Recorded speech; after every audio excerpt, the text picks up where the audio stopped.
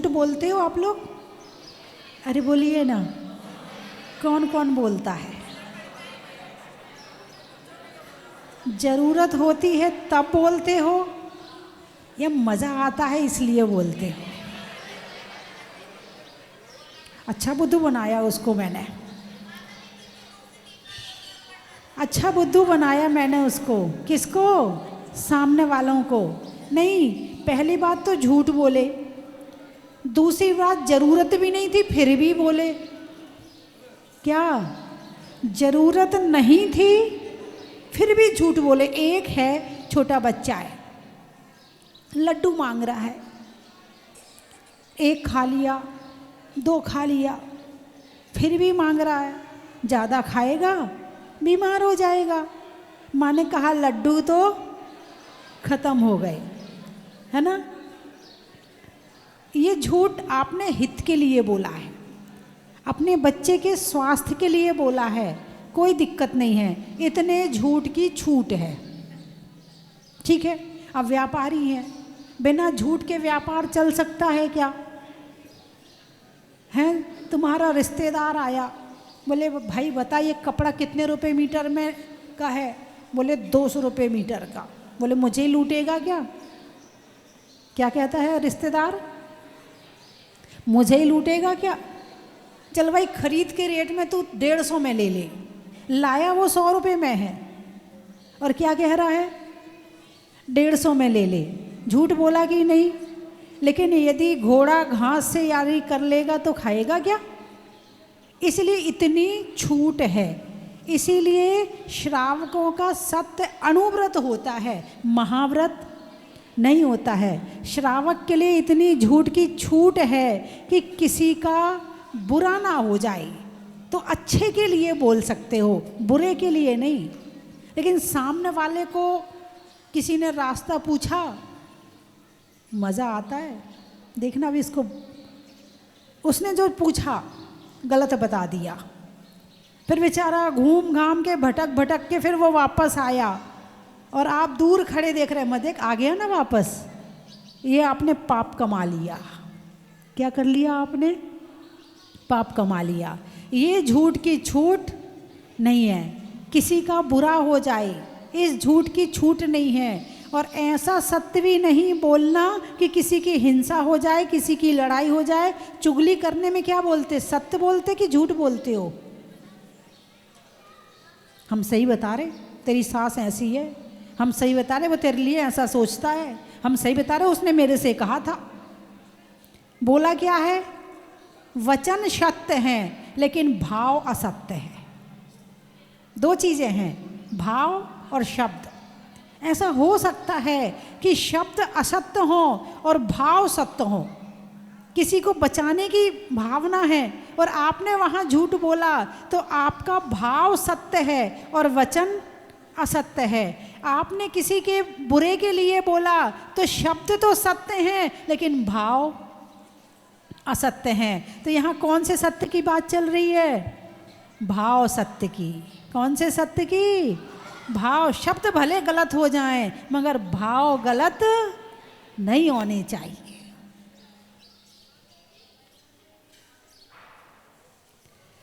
शांति। अब आओ 6 ढाला की 6वीं ढाल में इस सत्य के लिए और झूठ के लिए 6वीं ढाल में क्या कहा है वो बताती हूँ आपको। षटकाय जीव न हननते सब विध द्रव्य हिंसा टरी। सब प्रकार की द्रव्य हिंसा छोड़ दी। रागादि भाव निवारते, रागादि भावों को छोड़ दिया।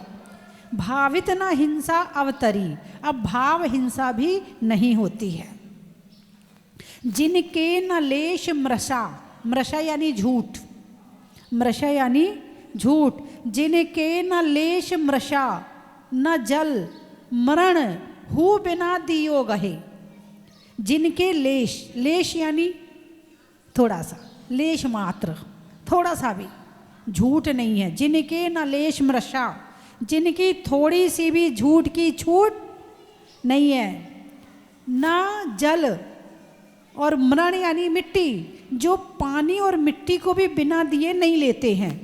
बिना दियो गए, बिना दिए नहीं लेते हैं। ये होता है सत्य महाव्रत, आचौर्य महाव्रत और शीलधर। 18 8 10 सहस विध, 18 सहस यानी 1000, 18,000 प्रकार के शील का पालन करते हैं। शीलधर तो ब्रह्मचर्य महाव्रत, 8 10 सहस विध शीलधर, नित ब्रह्म में नित रमी रहे। तो जो अपनी आत्मा में लीन है, परिग्रह उसके पास हो गई नहीं। फिर भी आगे लाइन आएगी कि अंतर चतुर्दश भेद बाहर संग 10 धाट टल है। तो 5 महाव्रत की चर्चा चल रही है। किसकी चर्चा? महाव्रत।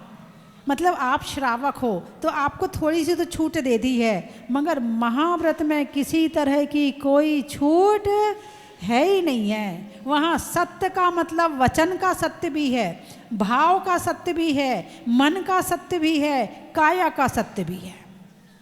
वहाँ हर तरह से सत्य सत्य ही है। चाहे जान चली जाए, चाहे प्राण चले जाएं, मगर झूठ शब्द का झूठ भी नहीं बोल सकते हैं। अब कैसे पालन करते हैं? आपने कभी सत्य धर्म के प्रवचन सुने होंगे तो उसमें एक कहानी सुनी होगी आपने कि एक गाय भागती भागती भागती भागती आई और एक दिशा में चली गई। चौराहे पर मुनिराज बैठे थे एक वृक्ष के नीचे। एक आदमी हाथ में फरसा लेके गाय को मारने वाला आया। अब वो महाराज जी को तो जानता नहीं था कि ये महाराज हैं, ये संत हैं, ये ज्ञानी हैं, ये तपस्वी हैं, ऐसा कुछ भी नहीं जानता था। तो क्या पूछता, अबे नंगा, तूने गाय को यहाँ से जाते हुए देखा है क्या? अब महाराज जी को क्या कहना चाहिए, बोलिए। महाराज जी ने देखा है, महाराज जी ने देखा है कि गाय इस रास्ते पर गई है। अब वो सत्य धर्म का पालन करेंगे या सत्य वचन का पालन करेंगे? यदि सत्य धर्म का पालन करते हैं तो सत्य वचन चला जाता है, सत्य वचन का पालन करते हैं तो सत्य धर्म चला जाता है, अहिंसा धर्म चला जाता है। और यदि अहिंसा धर्म चला गया तो सब कुछ चला गया। अब वो क्या करेंगे आप बताओ? और यदि चुप रहेंगे तो वो जो हाथ में लिया है ना वो उनको ही मार देगा। तो क्या करेंगे मुनिराज? उन्होंने एक बीच का रास्ता निकाला, एक बीच का रास्ता निकाला। भाई, जो देखता है वो बोलता नहीं है, जो बोलता है वो देखता नहीं है। अब ये बात उसकी समझ में नहीं आई। वो तो मोटी बुद्धि का था, मोटी सीधी सीधी बात समझता था। मुनिराज ने कहा, भाई जो देखता है वो बोलता नहीं है, और जो बोलता है वो देखता नहीं है, इसलिए मैं कुछ नहीं कह सकता हूँ। अब मुनिराज ने सत्य वचन का पालन भी कर लिया, अहिंसा धर्म का पालन भी कर लिया, और सत्य धर्म का पालन भी कर लिया। कैसे किया? उन्होंने कहा, जो देखता है वो बोलता नहीं है। आँखों ने देखा है मगर आँखें बोलती नहीं हैं, और मुंह बोलता है और मुंह ने देखा नहीं है। तो गाय भी बच गई, धर्म का पालन भी हो गया। बात समझ में आई कि नहीं आई? सत्य धर्म भी हो गया, सत्य वचन भी हो गया, सत्य महाव्रत भी हो गया, और संपूर्ण सत्य हो गया।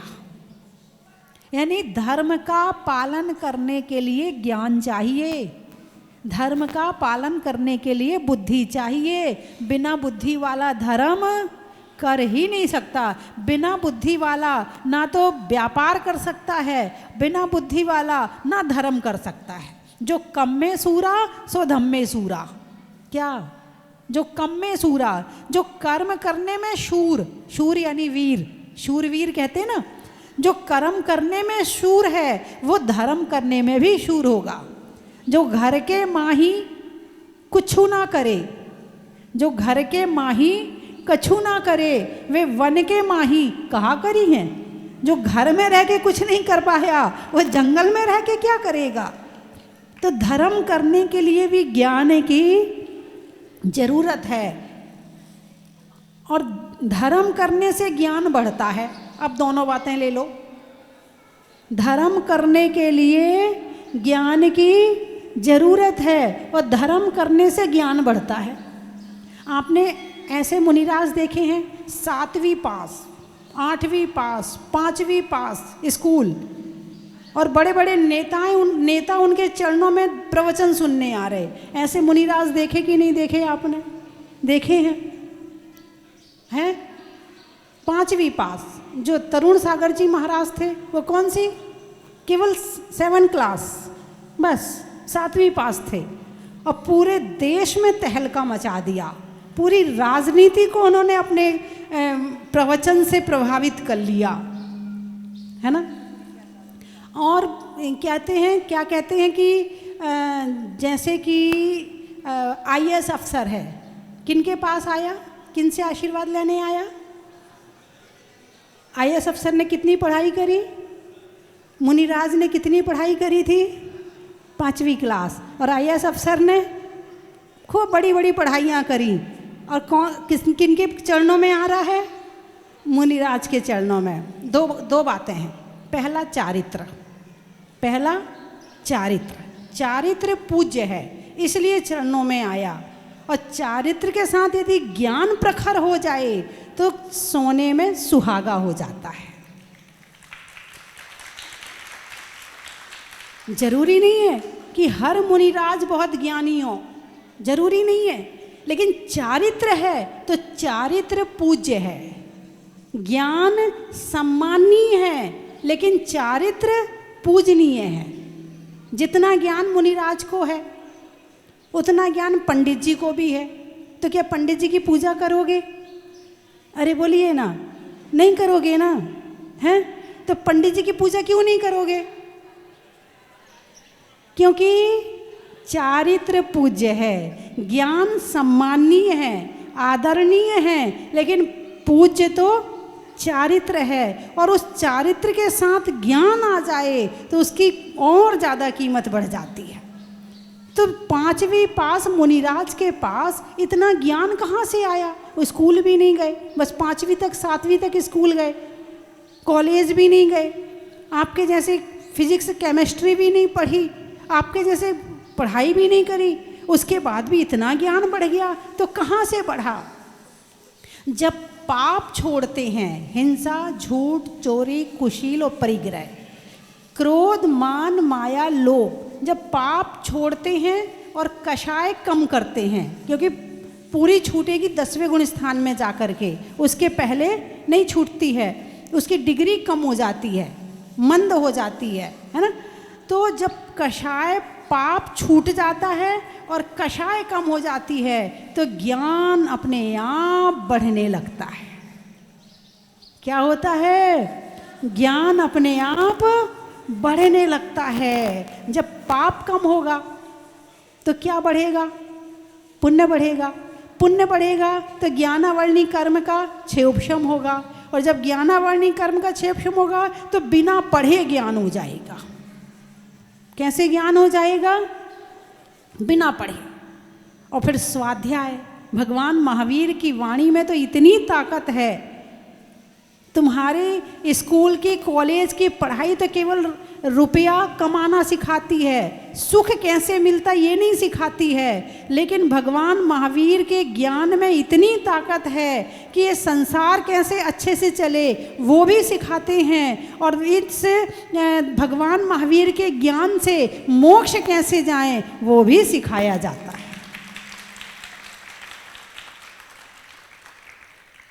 तो क्या कह रहे हैं यहाँ पर? जिनके न लेश मृषा न जल, जिनके न लेश मृषा, मृषा यानी झूठ, मृषा यानी झूठ। झूठ क्यों नहीं बोलना चाहिए? अरे बोलिए ना, झूठ क्यों बोलते हैं और झूठ क्यों नहीं बोलना चाहिए? दो प्रश्न है। कोई बता सकता है कि झूठ क्यों नहीं बोलना चाहिए और झूठ बोलते क्यों हैं? हाँ बोलो बेटे। उसको छुपाने के लिए झूठ बोलना पड़ता। ताली बजाओ भाई बच्चे के लिए। जब गलत काम करते हैं तो उसको छुपाने के लिए झूठ बोलना पड़ता है। फिर एक झूठ बोल लिया तो अब उसको छुपाने के लिए दूसरा झूठ बोलो, अब उसको छुपाने के लिए तीसरा झूठ बोलो, अब उसको छुपाने के लिए चौथा बोलो। यानी हर झूठ को छुपाने के लिए झूठ ही बोलना पड़ेगा। और एक बार सत्य बोल दिया तो आराम से सो। यानी झूठ बोलने में बड़ा दिमाग चाहिए। सामान्य व्यक्ति, कम दिमाग का व्यक्ति झूठ नहीं बोल सकता। बैठ जाइए। कम दिमाग का व्यक्ति झूठ नहीं बोल सकता है। क्यों? क्योंकि झूठ बोलने के लिए भी दिमाग चाहिए, नकल करने के लिए भी अकल चाहिए, हैं? और फिर एक झूठ बोला है, इसको कुछ बोला, इसको कुछ बोला, इसको कुछ बोला। अब तीनों से जब तीनों एक साथ मिलेंगे तब असलियत खुलेगी, तब पता चलेगा कि किससे क्या बोला है। और फिर वहाँ जब झूठ पकड़ में आएगा तो जितना विश्वास होता है वो सारा खत्म हो जाता। चाहे तुम कितने गुणवान हो, यदि तुम अपने पिताजी से भी बार बार झूठ बोलते हो तो तुम्हारे पिता भी तुम पर विश्वास नहीं करते। भले तुम्हें घर से ना निकालें, भले तुम्हें वो प्रेम भी करते क्योंकि तुम बेटे हो उनके, लेकिन एक अंदर में श्रद्धा और विश्वास जो होता है वो फिर अपने बच्चे के प्रति नहीं हो पाता। और एक नौकर जो सदा सत्य बोलता है, कभी कभी होता है कि एक गाड़ी में एक ड्राइवर और एक मालिक सारी जिंदगी निकाल देते हैं। बोलिए हाँ या ना?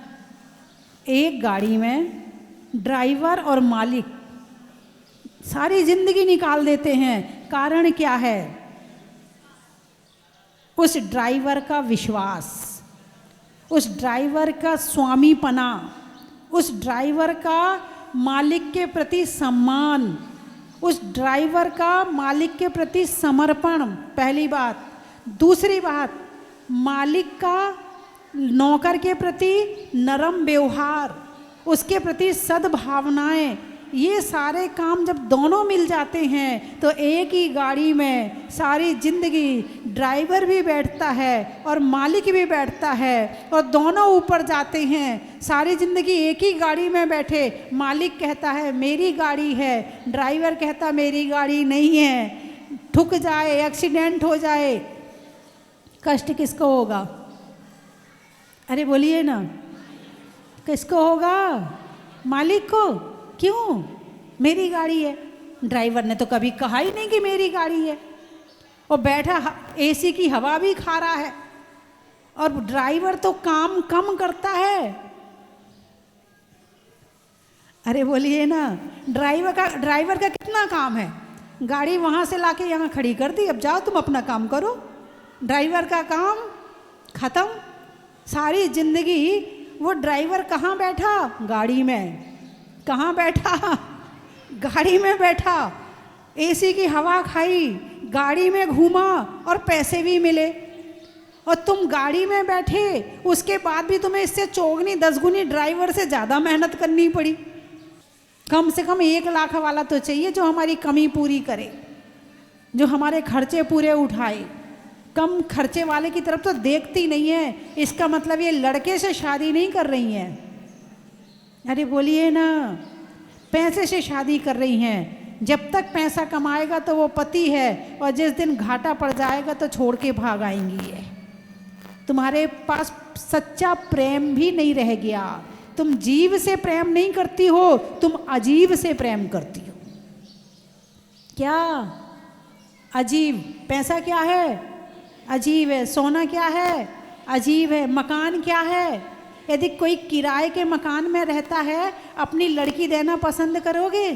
अरे नहीं, उनका घर का मकान नहीं है, ये जैनी है, ये दुकान चाहे किराए की चल जाएगी मगर मकान घर का चाहिए। और एक समाज ऐसी है जो कभी अपना मकान नहीं खरीदती है और दुकान उसकी हमेशा रहती है। वो दुकान अपनी बनाती है और मकान कभी अपना नहीं बनाते। बोले जितना पैसा हम मकान में लगाएंगे उतना पैसा यदि हम व्यापार में लगाएंगे तो उससे चौगुना कमाएंगे। ऐसे लोग भी हैं इस धरती पे। लेकिन यहाँ तो सबसे पहले टेंशन, लड़का बड़ा हुआ पहले मकान खरीदो भाई, नहीं तो उसकी शादी नहीं होएगी। हमारे जैनियों की ऐसी सोच है कि वो उसकी दुकान नहीं देखते।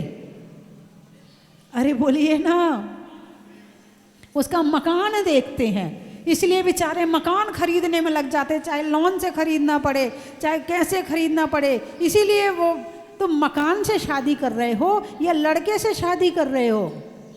यानी तुम्हारा प्रेम सोने से, चांदी से, मकान से, दुकान से, इन चीज़ों से है। तुम्हारा प्रेम जीव से नहीं है, अजीव से है। बोलिए हाँ या ना? यदि जीव से प्रेम करना शुरू कर दो तो तुम्हारी सोच भगवान महावीर जैसी हो जाएगी। तुम अजीव के पीछे जीव को परेशान करते हो। बोलिए ना, किसके पीछे? अजीव के पीछे जीव को परेशान करते हो। भगवान महावीर ने इसीलिए अजीव से प्रेम छोड़ा था। किससे प्रेम छोड़ा था? अजीव से प्रेम छोड़ा था, तो वो भगवान बन गए। और जब तक तुम अजीव से प्रेम करोगे तब तक कलेश भी करोगे, दुखी भी रहोगे, परेशान भी रहोगे और सबको परेशान भी करोगे। प्रेम करना है तो अपने जाति भाई से करो। जाति भाई का मतलब समझे? ये माइक क्या है? जीव है कि अजीब है? बोलिए ना, अजीब है। ठीक है। सोना क्या है? अजीब है। चांदी क्या है? शरीर क्या है? अजीब। मकान क्या है? अजीब। और मैं कौन हूँ? जीव हूँ। मैं कौन हूँ? जीव। तो जीव की जाति अलग, जीव के गुण अलग, जीव की विशेषताएं अलग और अजीव की विशेषताएं अलग। जीव अलग जाति का है और अजीव अलग जाति का है। बात समझ में आई कि नहीं आई? अजीव अलग जाति का है और जीव अलग जाति का है। तुम्हारा प्रेम किससे है? यदि तुम जीव से प्रेम करते हो तो अपनी जाति से प्रेम कर रहे हो, और तुम अजीब से प्रेम करते हो तो तुम विजाति से प्रेम कर रहे हो। हाँ या ना? बात समझ में तो आई होगी ना आपको? लड़ाई किसके लिए करते? जीव के लिए या अजीब के लिए? बंटवारे में ऐसा हो गया, मकान ऐसा हो गया, दुकान ऐसी हो गई, मुझे खाने को ये नहीं दिया, मुझे पहनने को ये नहीं दिया, मुझे सजने के लिए ये नहीं खरीद के लाए, मुझे सोने का हार। किसके लिए लड़ रहे हो? अजीब के लिए। बस एक संकल्प ले लो कि अजीब के लिए घर में झगड़ा नहीं करेंगे। कौन कौन ले सकता? अजीब के लिए मुझे ऐसी साड़ी चाहिए, मुझे ऐसा गहना चाहिए, मुझे ऐसा चाहिए, मुझे ऐसी कार चाहिए, मुझे वो चाहिए। अजीब के लिए प्रेम झगड़ा नहीं करेंगे। एक नियम ले लो, मिल जाए कोई दिक्कत नहीं।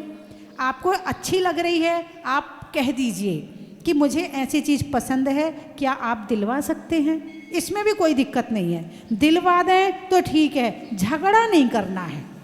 कहने की मनाही नहीं है, आप अपनी बात रखो, सामने वाले पे दबाव मत डालो, क्रोध मत करो, लड़ो मत। इसके लिए मना कर रही हूँ। कौन कौन ले सकता है कि अजीब के लिए झगड़ा नहीं करेंगे?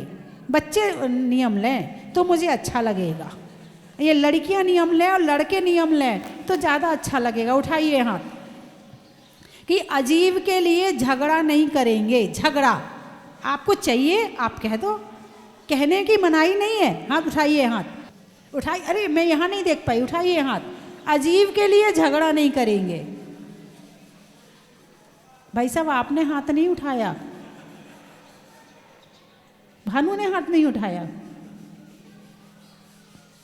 यहां भी देख लूं।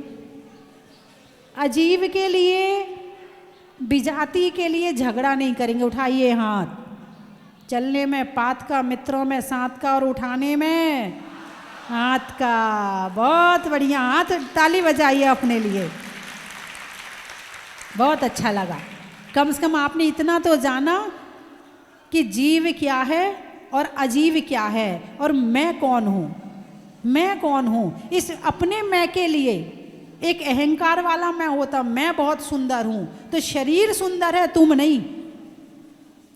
मैं बहुत धनवान हूँ तो धन ज़्यादा है, तुम नहीं। धन अलग है, तुम अलग हो, तो उस पर अहंकार नहीं करना। मैं यानी आत्मा, मैं यानी आत्मा। तो अपने वाले मैं पर ध्यान दें, इस दूसरे वाले मैं पर ध्यान ना दें, आप गुणों की कीमत करें, आप स्वभाव की कीमत करें, तो आपके घर का वातावरण अच्छा होगा और अपने बच्चों में भी संस्कार डालें। यही संस्कार, बेटा ये अलग है, उसे भेद विज्ञान का ज्ञान दें ताकि बड़ा होकर वो भी इन झगड़ों से, कलेशों से बच सके। बात समझ में आई कि नहीं आई? बच्चों के अंदर भी संस्कार दें। तो बंधुओं, बात चल रही थी झूठ की। तो झूठ क्यों बोलते हैं? इन्हीं सब चीज़ों के लिए। झूठ जीव के लिए बोलते कि अजीव के लिए? अजीव के लिए। चोरी किसके लिए करते हो? अजीव की चोरी करते हो, है ना। अब्रम में भी अजीव का है, और परिग्रह क्या है? वो भी अजीब है। ये नहीं करी कमाई नहीं करूँ, क्योंकि आज वर्तमान में धन एक शक्ति है। धन एक शक्ति है। तो शक्ति है तो तुम कहीं भी कुछ भी ले सकते हो, खरीद सकते हो, दे सकते हो, करवा सकते हो, सहायता कर सकते, सब कर सकते हैं। मैं धन के लिए कमाने को मना नहीं कर रही, लेकिन मैं ये कह रही कि घर में अजीब के लिए झगड़ा नहीं करना है। बस वो कहा है कि अपने पति से नहीं लड़ना है, सास से नहीं लड़ना है, जेठानी से नहीं लड़ना है। किसके लिए? अरे बोलिए ना, मेरी बात भूल तो नहीं जाओगे? अपने घर में लिख के टांग लेना। ऐसा ना हो कि कई बार देखो भूल जाते हैं, जब आगे आगे और चीज़ें आती हैं तो भूल जाते हैं। तो अपने घर में एक पोस्टर बना के छोटा सा, और रसोई में और ड्राइंग रूम में 2 जगह लगा लेना। क्या लिखना है? अजीब के लिए झगड़ा नहीं करना है। मनुष्यों में तगड़ा का, बागड़ के बगड़ा का, और अजीब के लिए नहीं करने वाले झगड़ा का।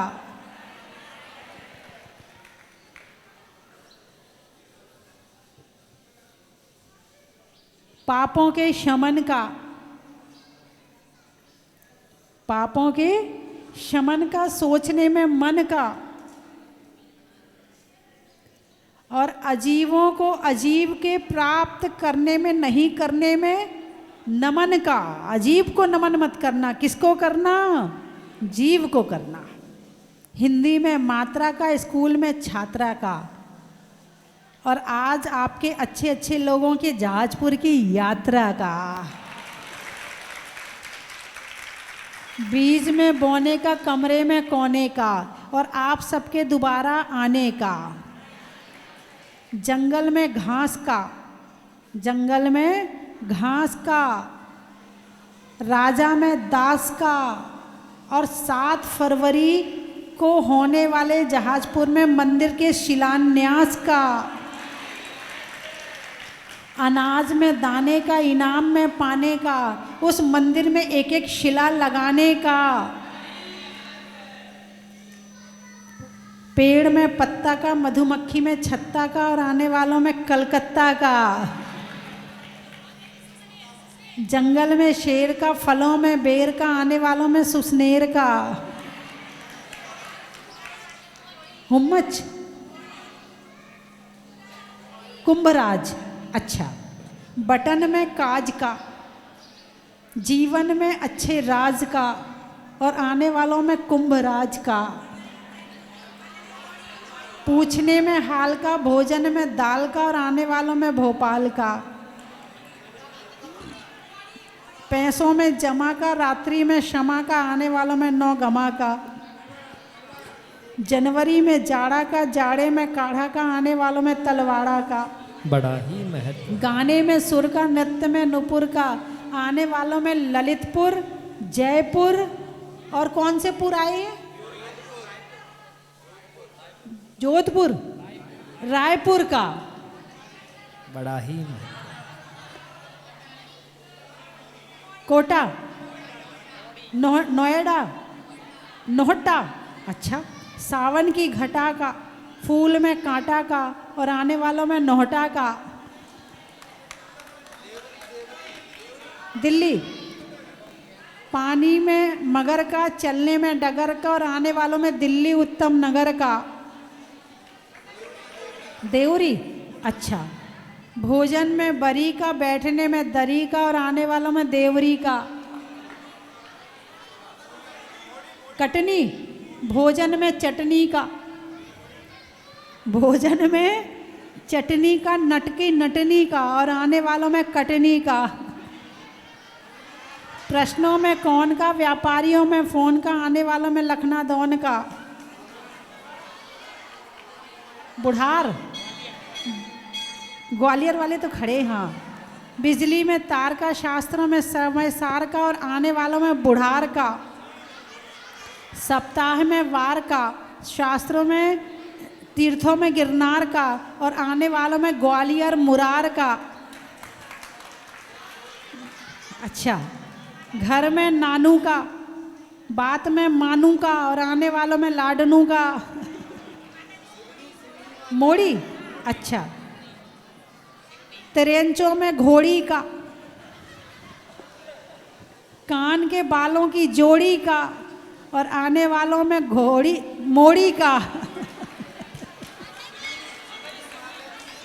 सिवनी, पीने में पानी का, रिश्तों में नानी का, आने वालों में सिवनी का।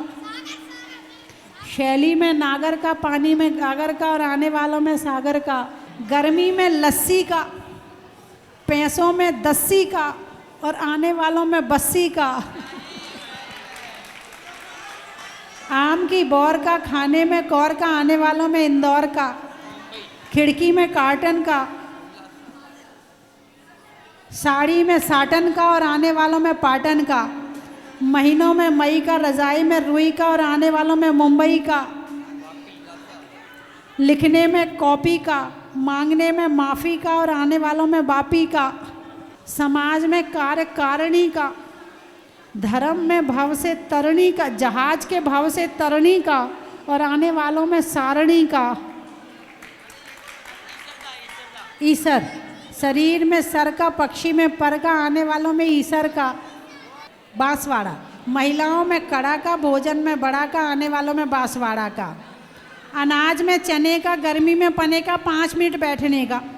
नहीं करने में आशा का, नहीं होने में निराशा का, आने वालों में खिमलाशा का।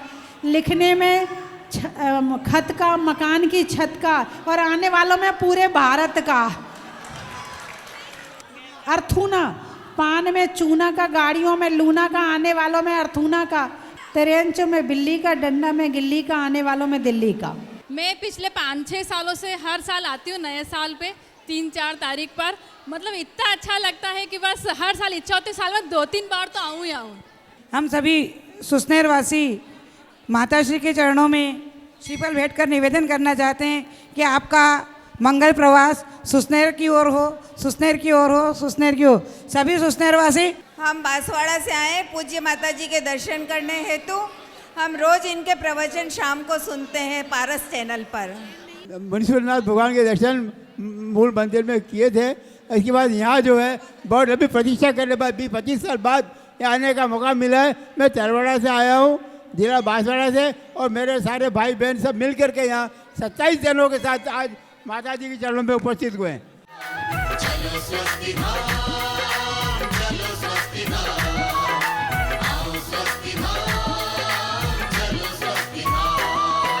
स्वस्ति धाम मुझे जाना है, मन में है ये धारणा। स्वस्ति धाम मुझे जाना है, मन में है ये धारणा। विश्व तीर्थंकर की मूरत हो, विश्व तीर्थंकर की मूरत को मन भर के निहारना। चलो स्वस्ति धाम, चलो स्वस्ति धाम, आओ स्वस्ति धाम, चलो स्वस्ति धाम। चलो स्वस्ति धाम, चलो स्वस्ति धाम, आओ स्वस्ति धाम, चलो स्वस्ति धाम।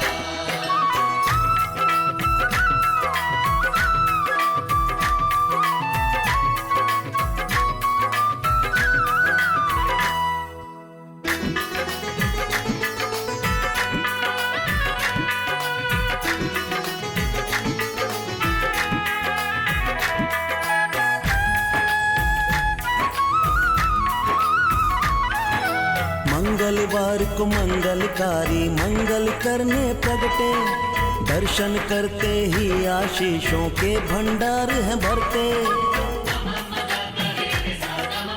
मंगलवार को मंगलकारी मंगल करने प्रगटे, दर्शन करते ही आशीषों के भंडार हैं भरते।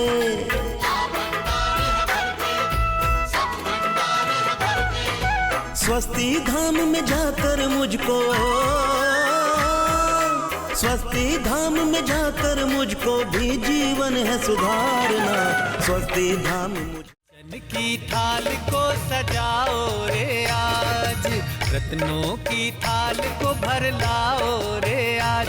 आओ आओ करे रे गुणगान आरती भगवन की, आओ आओ करे गुणगान आरती भगवन की। आओ आओ करे रे गुणगान आरती भगवन की।